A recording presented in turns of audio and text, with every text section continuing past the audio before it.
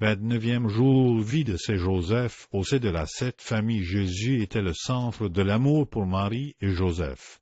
Là où est le corps, là se rassemblent les aigles, là où est ton trésor, là aussi sera ton cœur. Ainsi, posséder Jésus constituait tout le bonheur de la Sainte Famille. Il n'était attaché ni à Bethléem, ni à Nazareth, ni à l'Égypte. Leur cœur ne pouvait rien désirer de plus puisqu'ils possédaient Jésus. Avec quelle ardeur et quelle cette joie saint Joseph retournait à la maison où demeurait l'enfant divin, comme il évitait de perdre du temps loin de lui. Il savait bien que Jésus était l'amour divin incarné. De même, ma demeure, ma famille, mon centre doit être Jésus sacramenté, à côté duquel j'ai le bonheur de résider. Comme Joseph, je ne devrais trouver mon lieu de repos qu'en lui. Jésus était le but de la vie de Marie et Joseph.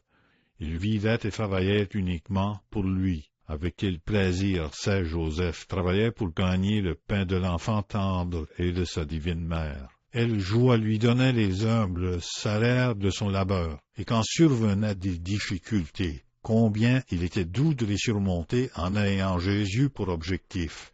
De même, Jésus doit être le but de ma vie, puisque je suis un vrai Joseph de son état sacramentel. Jésus doit être la loi, la joie et tout le bonheur de ma vie. Y aurait-il en effet une vie plus belle que celle du très saint sacrement? Jésus était la nourriture constante de la vie unie de Marie et Joseph. Il se sentait béni en le contemplant, l'écoutant, le regardant travailler, obéir et prier. Il faisait tout avec une telle perfection. Le bonheur était ineffable, surtout quand ils admiraient sa vie intérieure, ses intentions, sentiments et motivations, quand ils le voyaient saisir les occasions de pratiquer pauvreté, obéissance et mortification, quand ils contemplaient ses humiliations volontaires, son effacement de soi, et le voyaient rapporter toute gloire à son Père céleste, ne se réservant rien comme homme. Jésus, Marie et Joseph ne partageaient qu'une seule vie. Ils ne désiraient qu'une chose, glorifier le Père céleste.